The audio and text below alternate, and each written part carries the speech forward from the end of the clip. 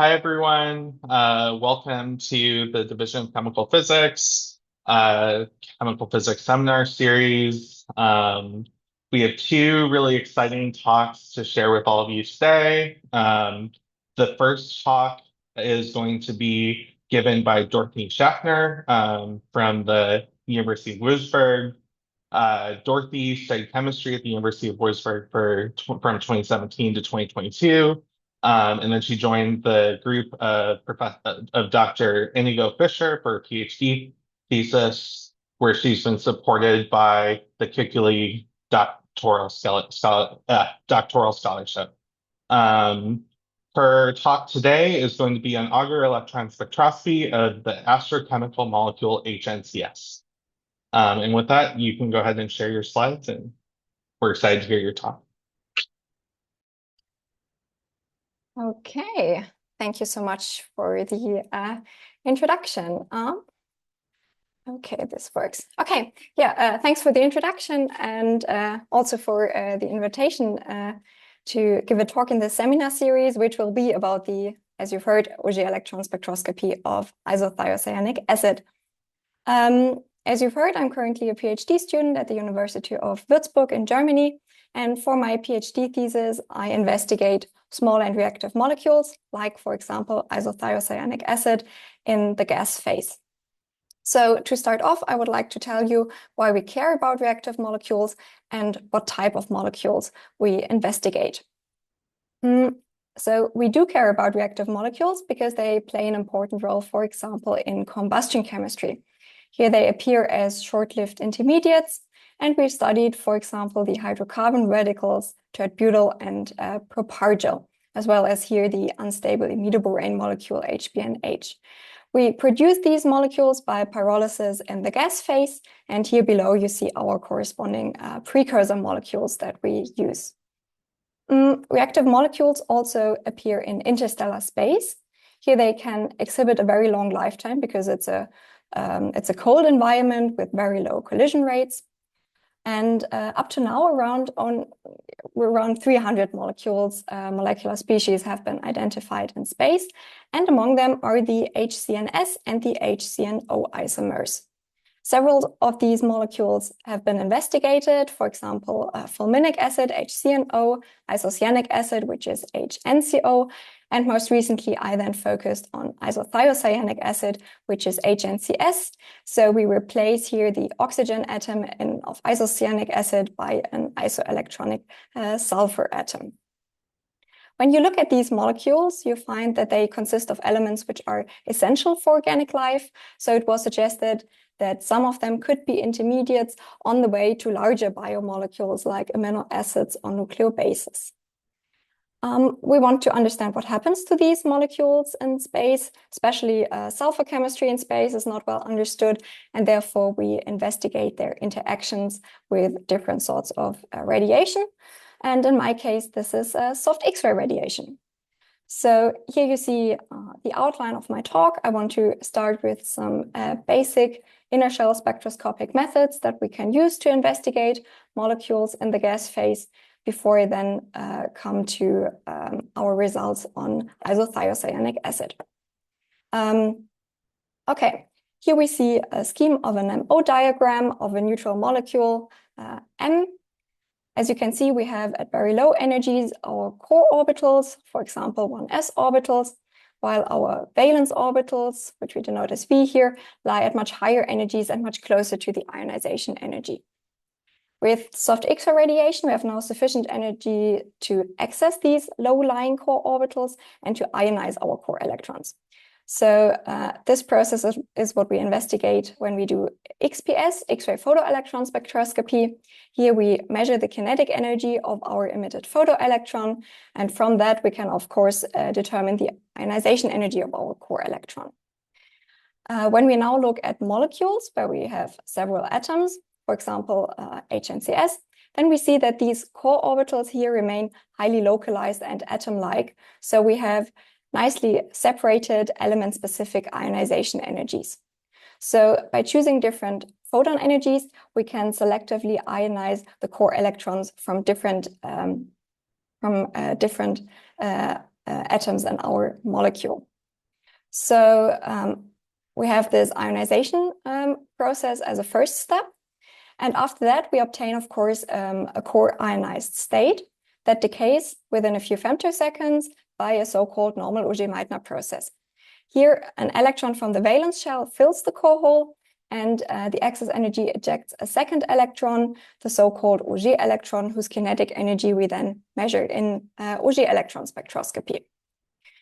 So we obtain a doubly charged cation with 2 holes, and we can determine the binding energy of this dicationic final state from the previously determined core ionization energy minus the kinetic energy of the Auger electron, which we measured. And this binding energy corresponds roughly to the sum of the orbital energies of the valence orbitals V1 and V2, which are involved in our Auger-Meitner process.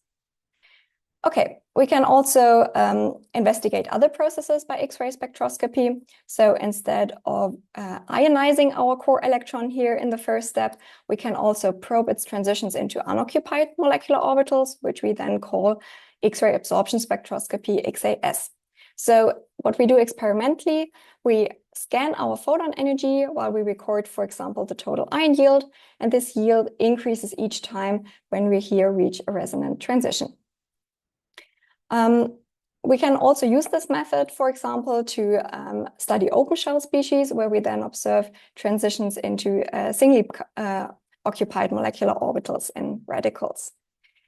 The core excited state that we now produce by this process deactivates by a resonant Auger-Meitner process.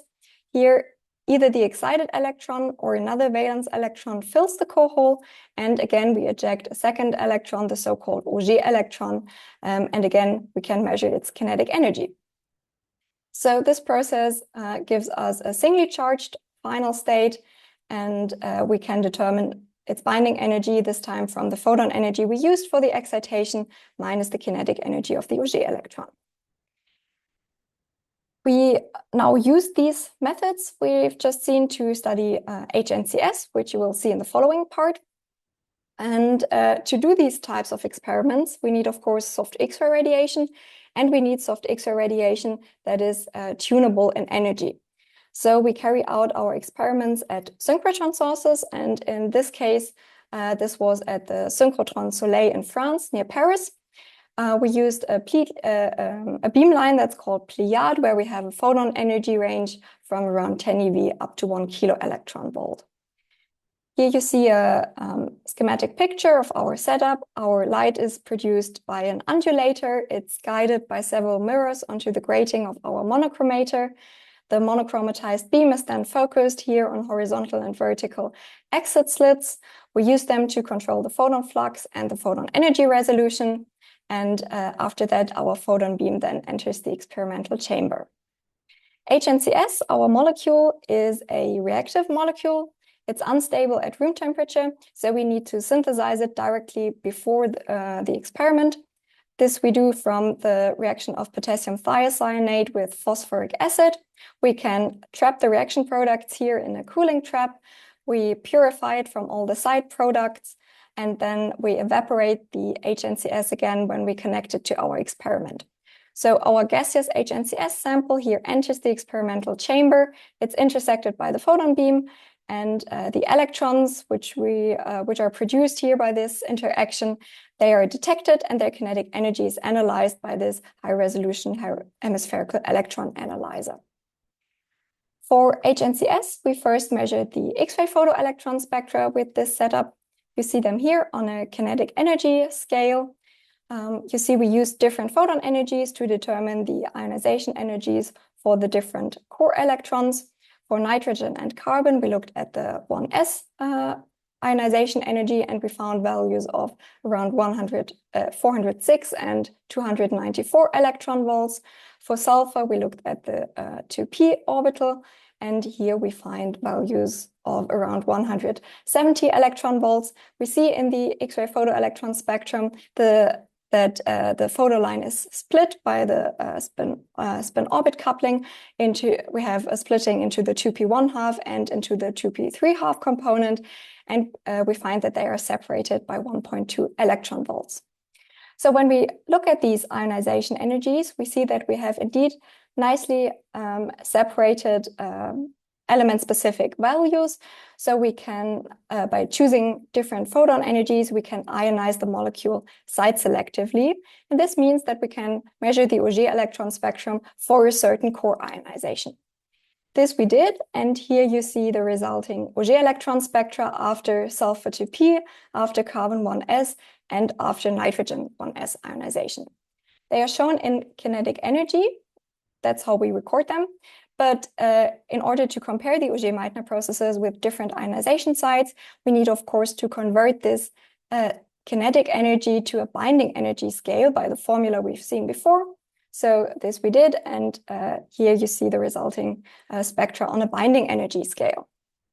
We find that the appearance of the three Auger electron spectra differs very much.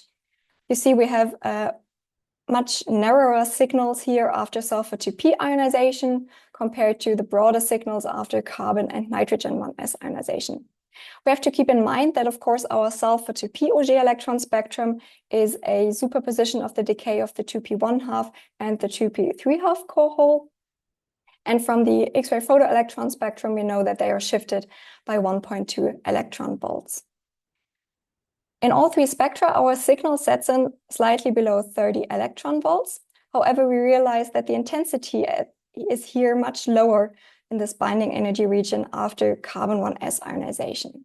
So we see there are lots of differences between the spectra, and in order to understand these differences and in order to analyze these spectra, we collaborated with Professor Reinhold Fink from the University of Tübingen here in Germany, who simulated the Auger electron spectra.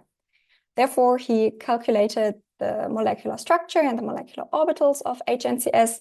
Here on the bottom, you see that the molecule is slightly bent. So our highest occupied molecular orbitals are two sets of nearly degenerate orbitals.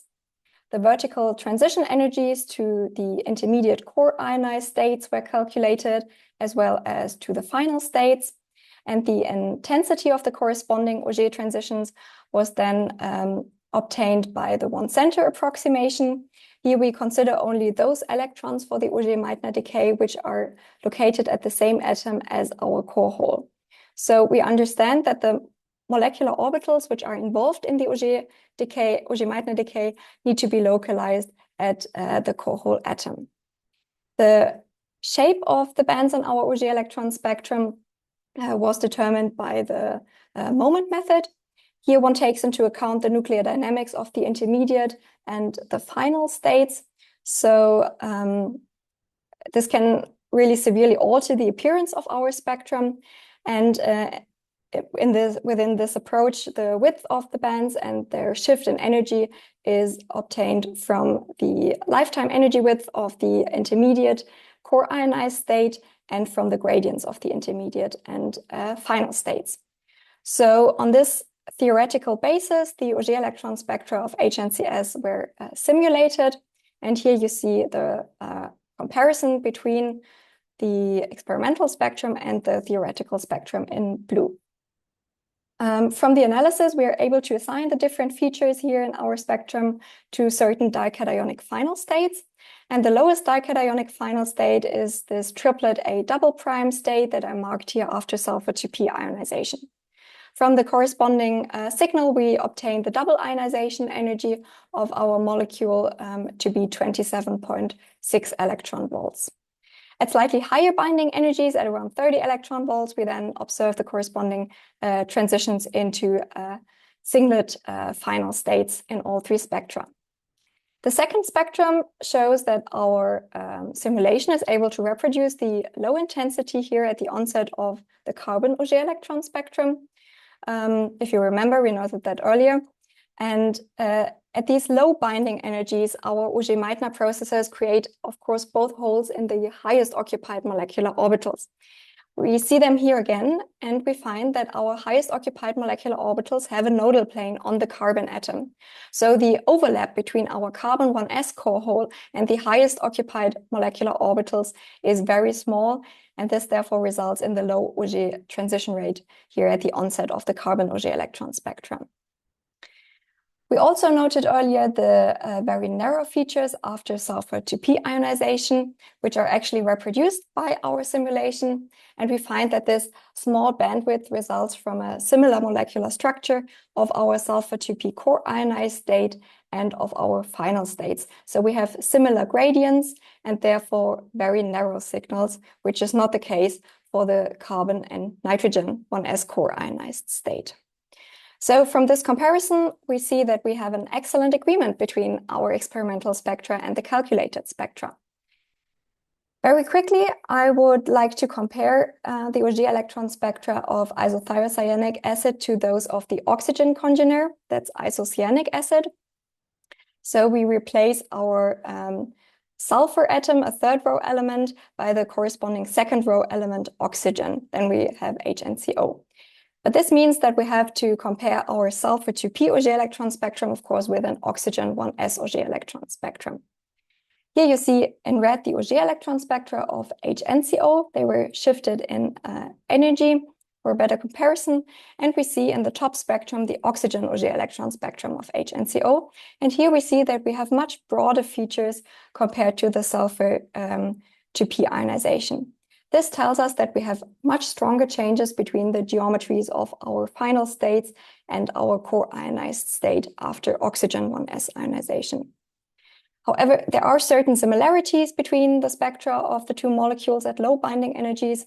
For example, we have here at the carbon edge a low intensity at the onset of both spectra, which is, of course, because both our molecules have a nodal plane in the highest occupied molecular orbital on the carbon atom. If we then go to higher binding energies, we see that the differences between our spectra increase, and we can explain the intensity differences here, for example, between the Auger electron spectra based on the different orbital energies of the elements which are involved in the decay here. Okay. With that, I would like to come to the last part of my talk, which is the X-ray induced fragmentation. As we now know, our Auger-Meitner process creates a doubly charged cation. And this dication can exist in various electronic states, and this dication can dissociate, for example, into two ionic fragments, A plus and B plus, and possibly also into neutral fragments, C. So in a follow-up experiment, we investigated the fragmentation of isothiacyanic acid after nitrogen and carbon 1s ionization and after sulfur 2p ionization. Through that, we want to find out which fragmentation channels exist and whether there are different fragmentation tendencies for the different ionization sites. And to answer these questions, we used Auger electron ion coincidence spectroscopy, where we detect the Auger electron and the ion of the same ionization process in coincidence. So we can correlate the fragment ions, A plus and B plus, here with the corresponding kinetic energy of the corresponding electron. And from that, we get, of course, the information on the Auger-Meitner process that took place before the fragmentation. Here we see a scheme of our experimental setup. It's the EPCR setup that is also located at the synchrotron Soleil. As before, our gaseous HNCS sample is intersected by the photon beam, and in the interaction region, we produce the electrons and ions. On the lower part of this apparatus, we analyze the kinetic energy of our Auger electrons. In orange, you see here the trajectories of our Auger electrons in this so-called double toroidal electron analyzer. As before, we measure the kinetic energy of our Auger electrons, however, in a much lower resolution compared to the previous experiment.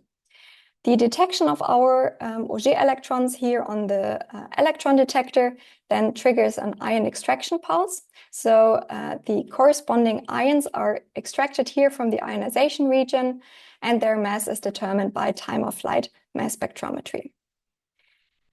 Here we see now the mass spectra that we recorded for isothiacyanic acid after nitrogen and carbon 1s ionization and after sulfur 2p ionization. When you look at these spectra, you see that we have pretty broad features here, and this results from the high kinetic energy release when our dications dissociate into two ionic fragments.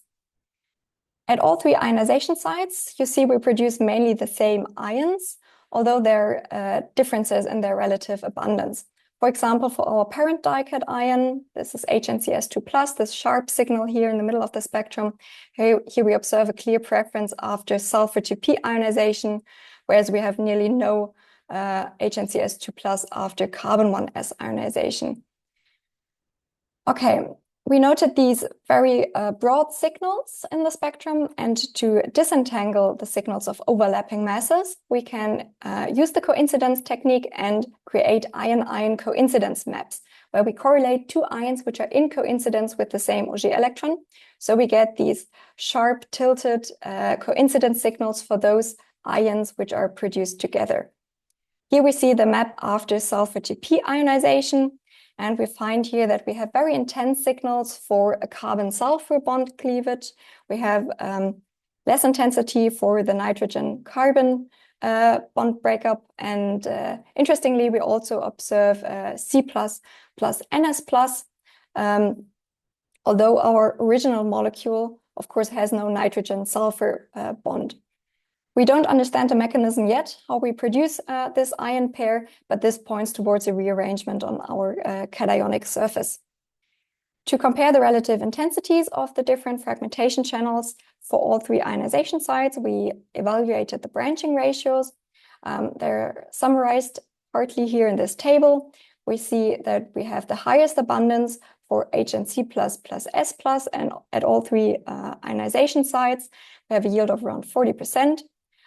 For our parent dication, HNCS2+, we see a clear preference after sulfur 2p ionization, where we have a branching ratio of 18% compared to only 2% after carbon 1s ionization.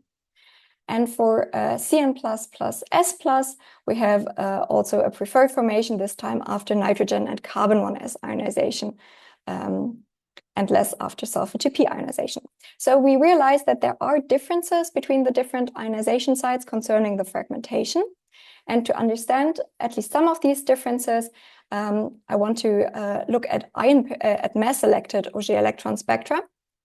Here on top, you see again the total Auger electron spectrum after sulfur 2p ionization and after carbon 1s ionization.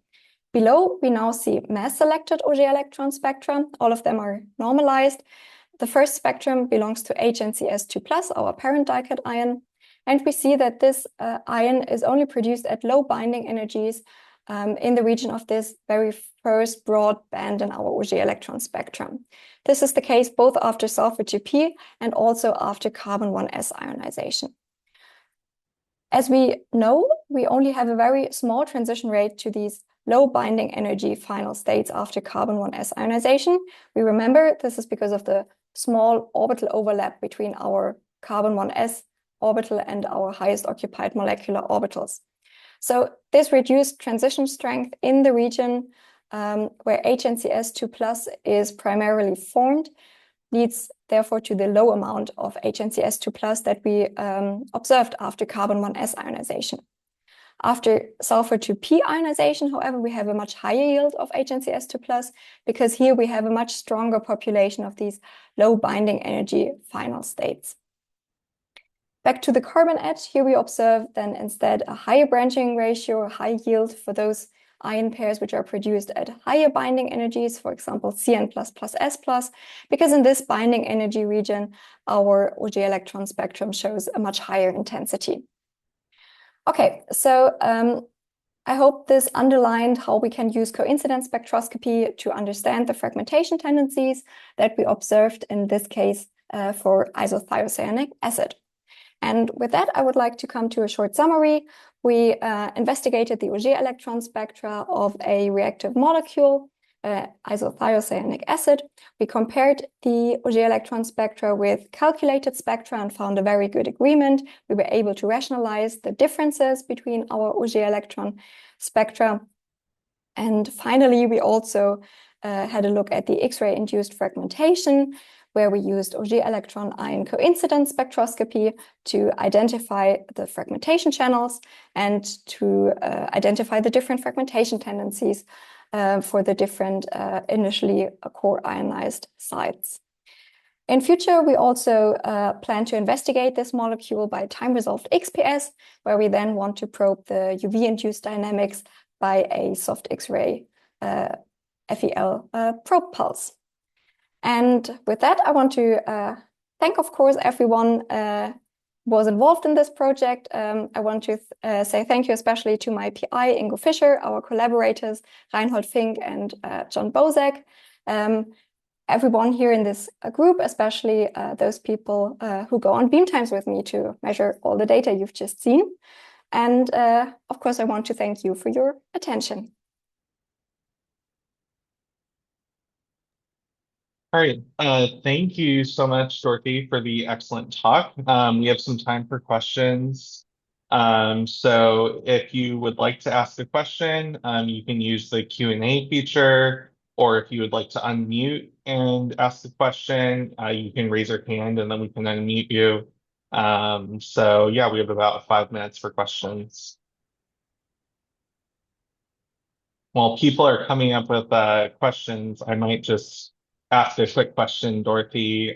So in your comparison and your spectroscopy against theory, I noticed for the nitrogen, so the bottom plot, the theory had a lot more like peaks at higher binding energies than you see in the experiment. And I'm very much not familiar with this type of spectroscopy. And so I was just curious why that was. Yeah.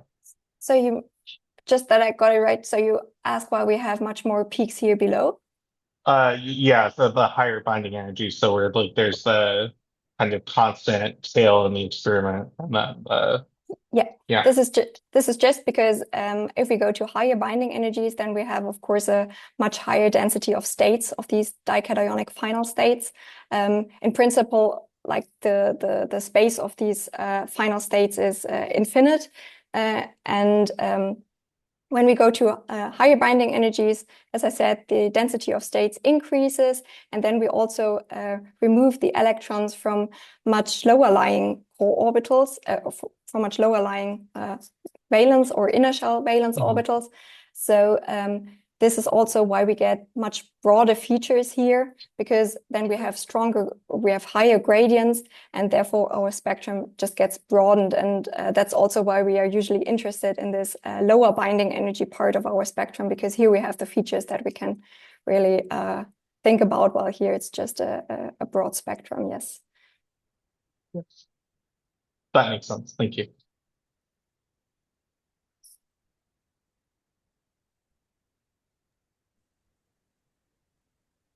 Hey, Dorothy, I have a question. Can you comment more on the C++ plus NS plus rearrangement channel? I can't say so much because we don't know yet. Okay, sure. We know it exists, and it was also observed previously when, so I mean this channel here, when the double photoionization of HNCS was investigated, it was also observed. In HNCO, I mentioned that's like the oxygen congener of HNCS. There we also observe a NO cation. So this would be like the corresponding one to NS plus. However, there we have it in coincidence with H plus and not with C plus. So we know that here we must have at least another rearrangement channel, but we don't know yet which one it is. So there's still some progress in this part of the work. Yeah. Thank you.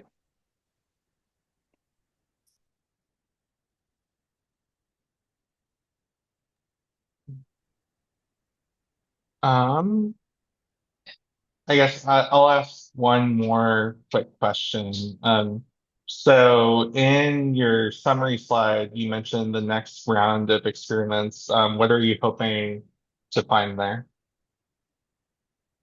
So we want to investigate like the UV-induced photodissociation. So the molecule will dissociate so we will use a UV pump pulse for the excitation. We know that there is an excitation maximum at around 247 nanometers.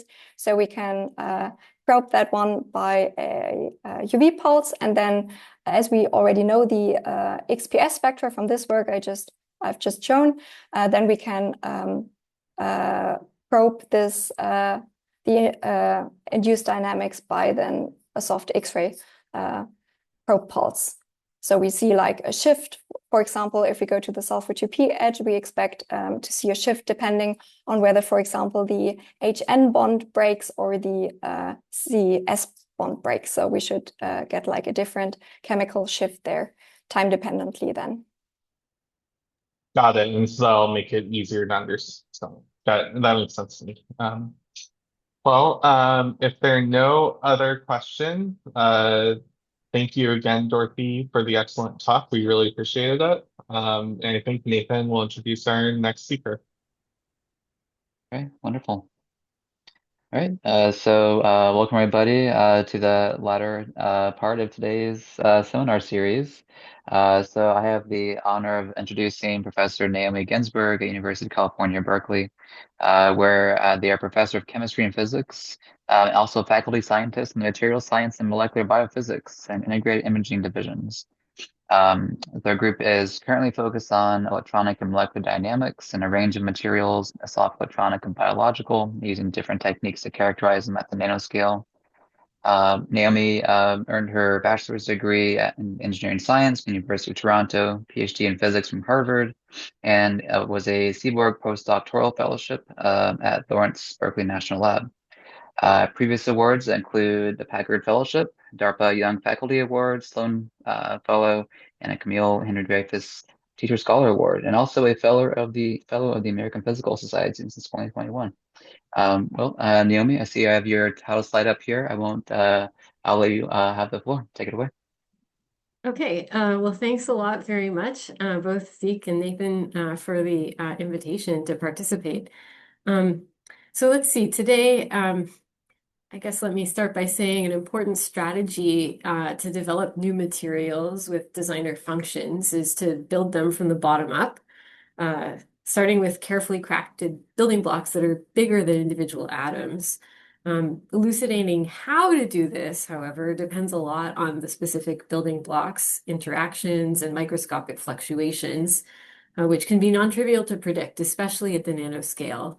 So at the nanoscale, first, it's especially difficult to predict the interaction potential that supports self-assembly, for example, of these long-range ordered superlattice structures shown here. Since the objects that are being assembled, in this case nanocrystals, are not much larger than the molecules that surround them, the different contributions to the interaction, so attractive and repulsive contributions, are often interdependent in complex ways. It's also not enough to just know, for example, the potential well depth, because those don't guarantee assembly. We need to understand the dynamics of these particles in time and space, because many attempts to assemble materials from the bottom up results in kinetic arrest, so you don't even get close to a ground state. So fortunately, new X-ray scattering techniques are enabling progress at the nanoscale, which I'll discuss today in the context of these really enigmatic electrostatically stabilized colloidal nanocrystals, whose phase behavior is quite interesting on account of the short-range interactions that they have. And this led us to discover a new kinetic design principle invoking a metastable liquid state in order to generate these ordered superlattices. So I'll tell you all about that design principle, and then in the second part of the talk, I'll address the more microscopic dynamics and the nature of this intermediate state, which led us to additionally consider things like the role of the molecules surrounding the nanocrystals.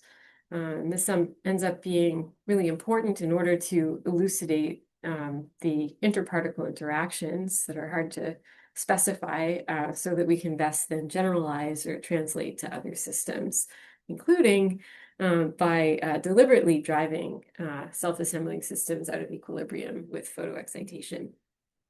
Okay, so the system that I'll be focusing on today, these electrostatically stabilized nanocrystals are quite remarkable.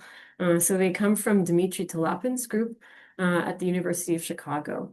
And whereas typically when people self-assemble colloidal nanocrystals, they rely on entropic interactions, Dmitry and his trainees were able to exchange the long organic ligands that are typically at the surface of these particles for these very short inorganic multivalent ions and maintain their colloidal stability.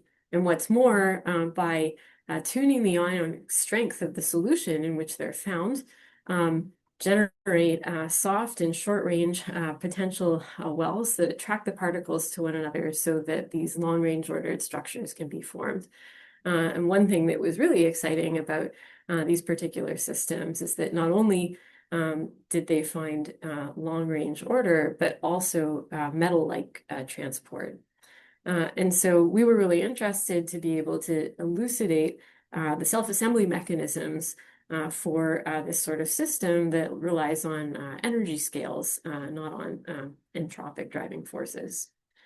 So the system that I'll focus on primarily is lead sulfide nanocrystals, and the anions that are bound to their surface are tetravalent. They're these thiostanate molecules, and so these are sitting in basically an electrolyte. And we also do all sorts of fun experiments at synchrotron, so that's actually where I am right now. So one type of experiment is an in situ small angle X-ray scattering experiment. So James, for example, built this nice gas tight reactor that we can use to start off with, a solution of colloidal nanocrystals. And then, when somebody says 3, 2, 1, go, we, inject a salty solution to increase the ionic strength. So to quench the system, and then we're basically measuring the small angle scattering as a function of time after that quench. And so hopefully we see things like these nice sharp Bragg peaks of the superlattices that show up.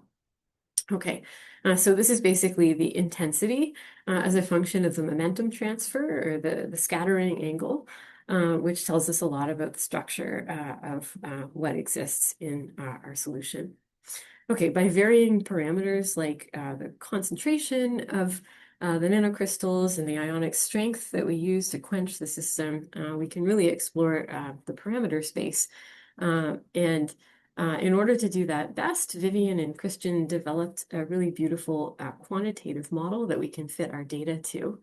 And so the idea is that as these superlattices are forming from the nanocrystals, we can figure out how many nanocrystals are in each of a colloidal phase, so the initial condition, the superlattice phase, and also this liquid state intermediate. Here are 3 examples of different conditions that we used in looking at sort of longer timescales where we can think about, being at close to thermodynamic equilibrium. So in the first, we did a relatively shallow quench, so didn't add too much salt at a relatively higher density. And the dashed green curve represents the initial condition. So that's basically representative of the colloidal or gas-like state. So we deplete that a little bit and generate, you can see the Bragg peaks here in yellow of the superlattice. There's no liquid present there, but we see that when we do these quenches at either lower density or quenching more deeply. For example, in this case, we virtually obliterate the colloidal contribution, and you can see there's a prominent amount of liquid shown here in blue and also the superlattice. So we've done many such experiments. And so to consolidate the information, we can try and put everything on a phase diagram. I'm not going to show you like every single data point we've ever used, but I'll just use the points that are here for illustrative purposes. So the axes here, this is the volume fraction, which you can think of as like the density or the concentration of nanocrystals. And then the vertical axis is like an effective temperature. But for all intents and purposes, it's related inversely to the ionic strength. Okay, so now we have to remember some of the things that we learned about phase diagrams and especially about coexistence regions. So the three experiments I showed on the previous slide all correspond to basically moving the system from, where these arrows begin to somewhere deeper in the phase diagram. And if these arrowheads fall within one coexistence region, then you might remember that, the tie lines between, one edge and the other are basically also telling us what the densities of the two coexisting phases will be anywhere along this line. Okay, so we can take advantage of that sort of information even though we're looking at quenches in this very low density region where, as it turns out, there's still sort of a lot going on.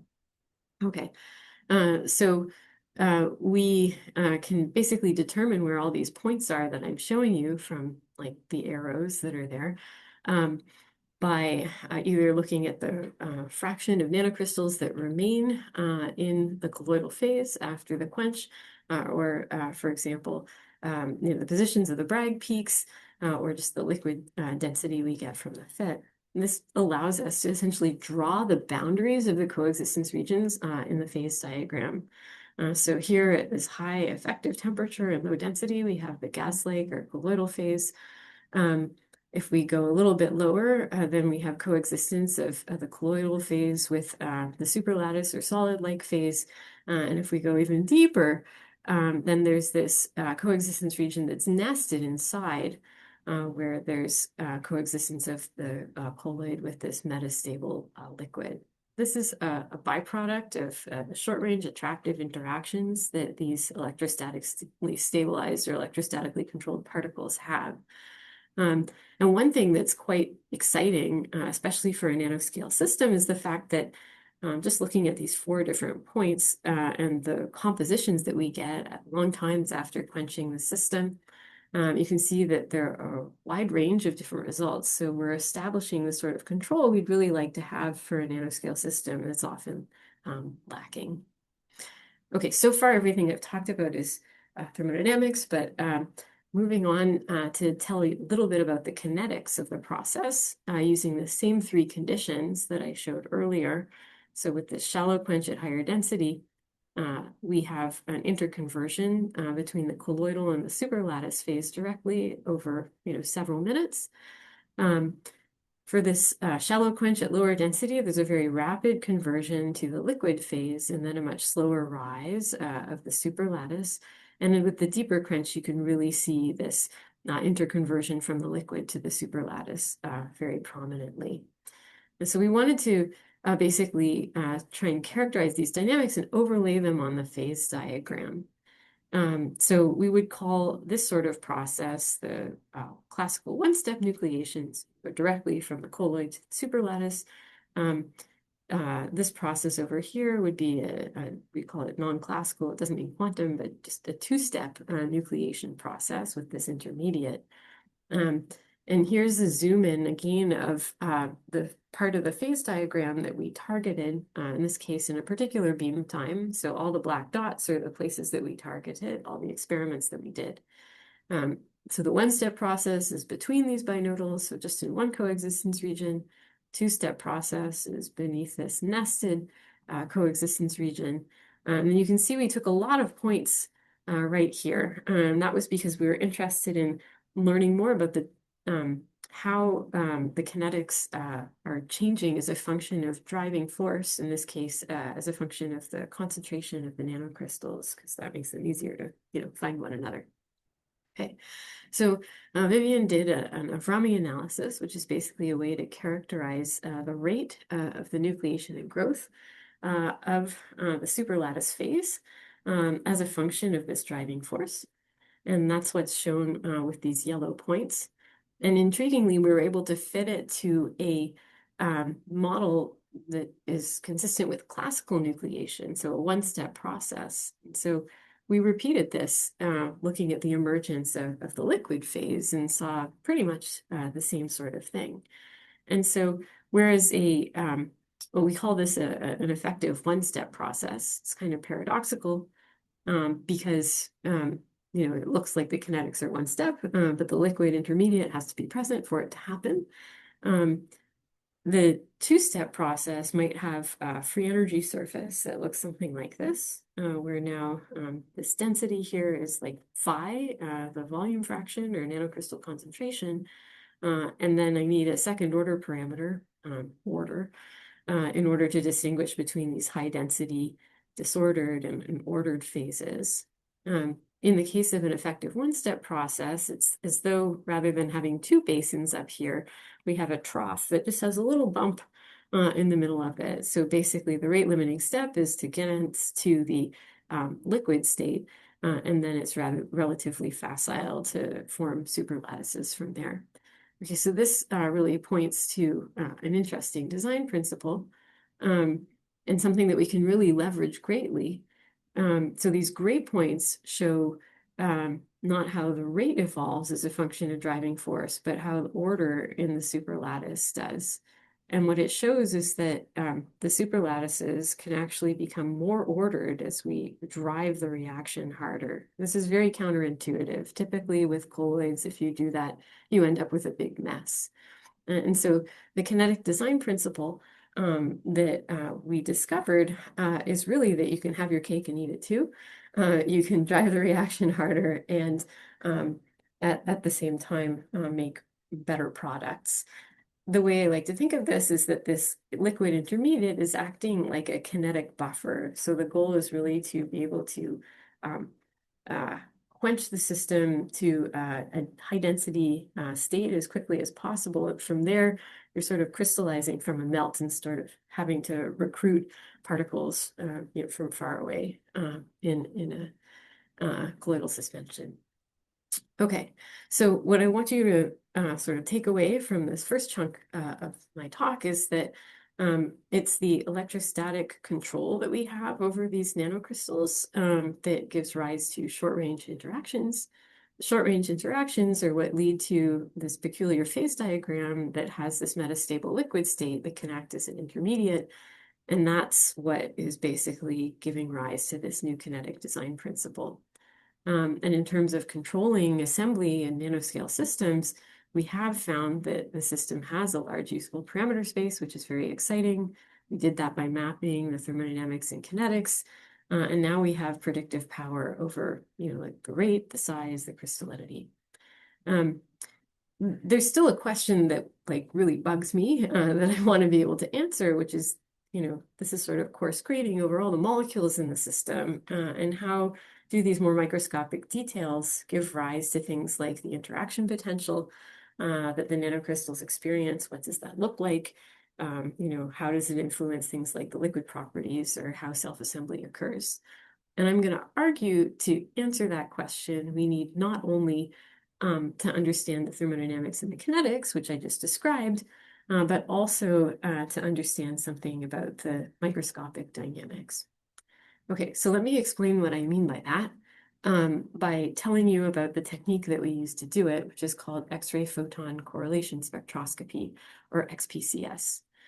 So the idea behind XPCS is that if I have, for example, let's say, collection of particles in a colloidal suspension like this, and they're just diffusing along and doing their thing.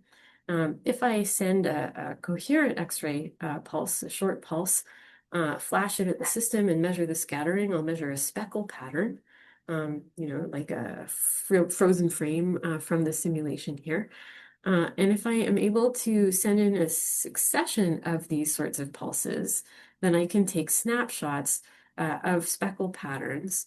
And then if I pick a particular pixel on my detector, then the time autocorrelation or the Fourier transform of those fluctuations in time can basically tell me how long it takes for a particular configuration of this suspension to decorrelate, so to change into something else. So it's a way of, for example, measuring diffusion and anomalies to diffusion. If you want to do this with nanoscale objects, then you need microsecond timescales to resolve that sort of decorrelation. And so you need bursts of these pulses at megahertz rates. Initially, the only place we could do that was at the European XFEL, which has a megahertz XPCS instrument. And so these are, for example, the decorrelation plots that we obtain for nanocrystals. I think this is the first possibility of being able to do these sorts of experiments. And we're pretty confident that even though we were pushing the time resolution of the detector, that we got things pretty good, because the hydrodynamic diameter that we extract is just a few angstrom larger than the size of the nanocrystal cores. But with the predictive power from the thermodynamics, we can actually quench to a liquid state and prove that it really is a liquid state. So it looks something like this. So the particles are at high density, but they're still diffusing. They aren't just a static aggregate. And so we were able to measure how long it takes for that configuration to decorrelate as well. So one thing that's really convenient about this sort of measurement, as compared to trying to do the same thing with, like light, visible light, is that you can make measurements of these dense suspensions. But the other thing is that these different shades that you see represent different scattering vectors or diffraction angles. And so if I plot the relaxation rate, so the inverse of these decay times, as a function of that, then the scaling with this momentum transfer, Q, tells us about the type of dynamics. So in this case, we see quadratic scaling for both the colloidal suspension and the liquid. Okay, so that says, just diffusive dynamics.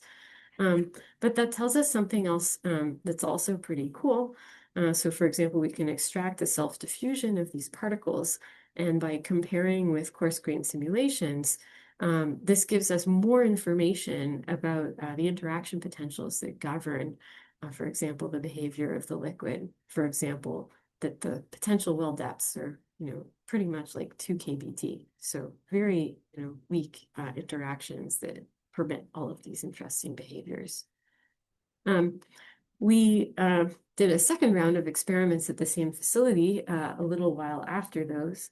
And we had we had improved time resolution and much better coherence properties, which allowed us to measure much broader dispersions.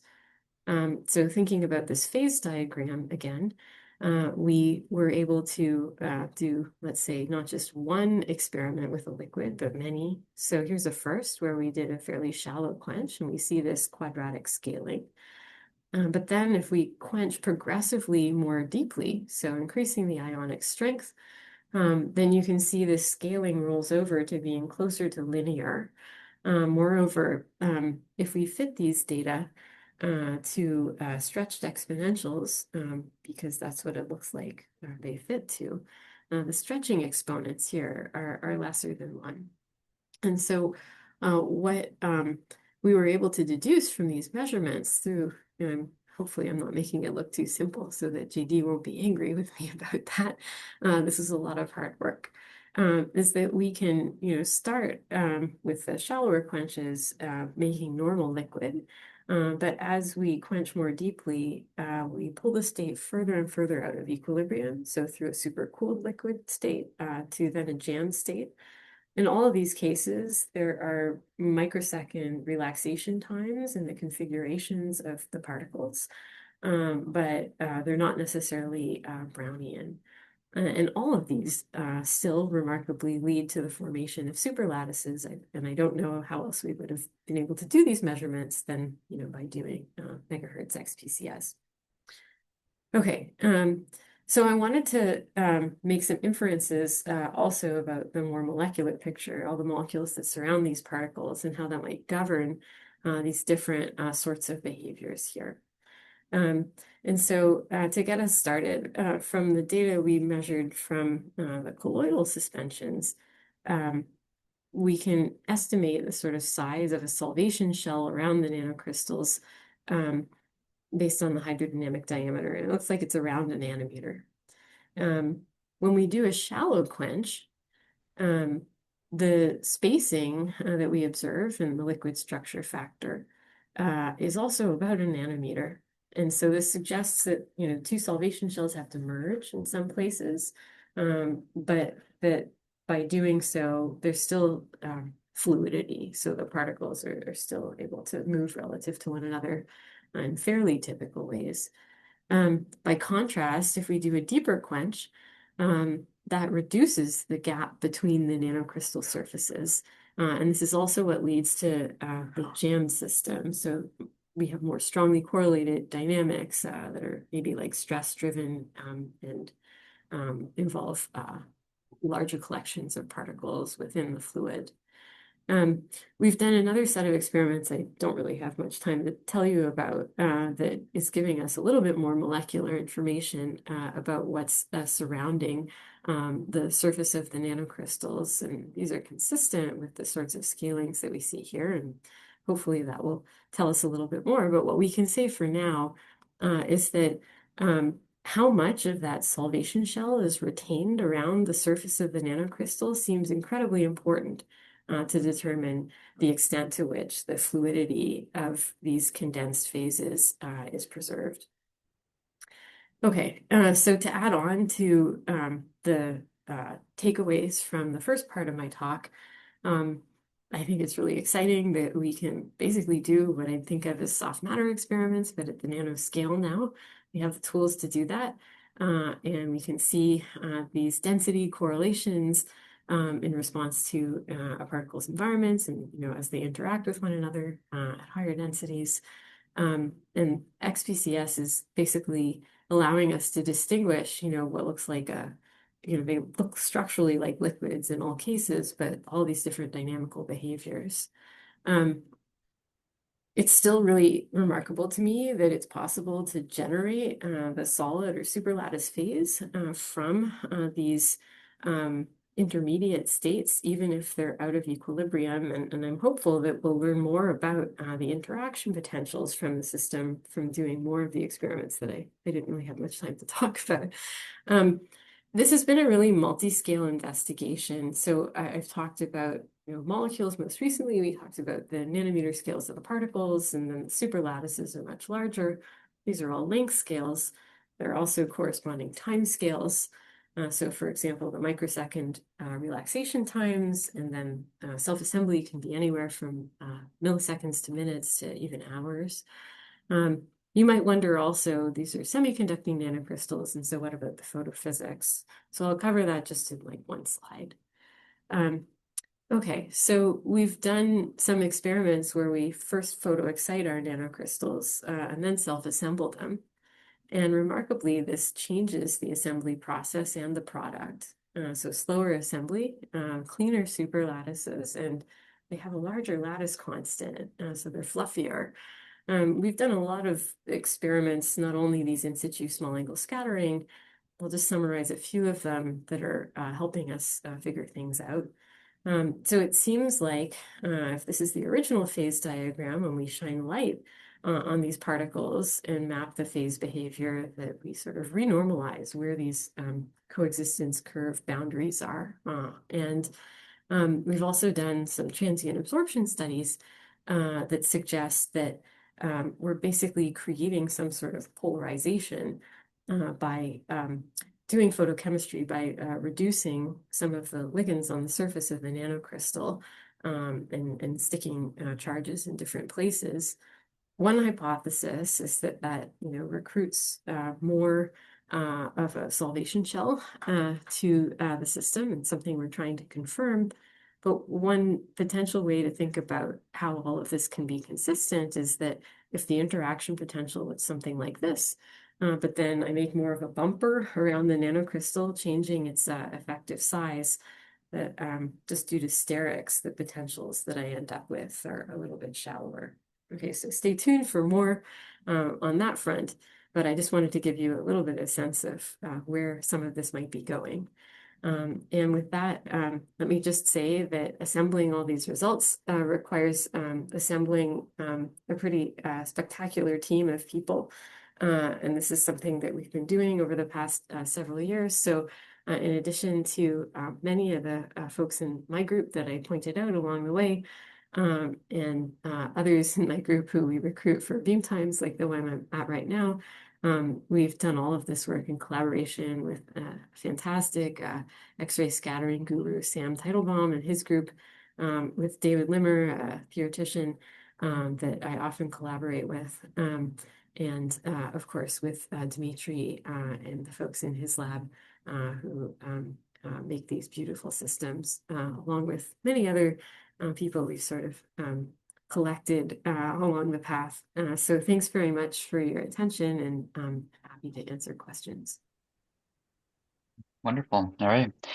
So just to remind the audience, if you have a question, you might either place it in the question and answer chat, or you can raise your hand and either I or Zeke will unmute you to ask your question.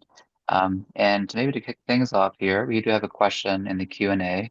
When using XPCS on your systems, how worried are you the first pulse will introduce sample damage? How high are the X-ray intensities used? Yeah, that's a great question, and something we've been thinking about a lot in the past few days. So we definitely worry about that, and that's something that we have to check very carefully. So I swept a lot of the details of the analysis under the rug, just for the simplicity of telling you the story. But in some of the earlier experiments we did, where we were using higher doses, we did an analysis where we basically look as a function of the number of pulses that the sample has sort of withstood. We look at how that changes the outcome, or the relaxation rate that we obtain, and we can then extrapolate that back all the way to 0 pulses to see what we get.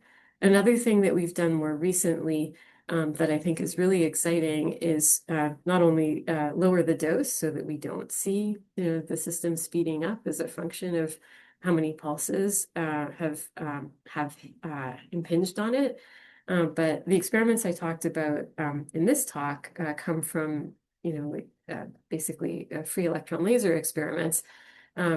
Today I'm at APS at Argonne National Lab, where we're using like a very different coherent source that doesn't have nearly the brilliance.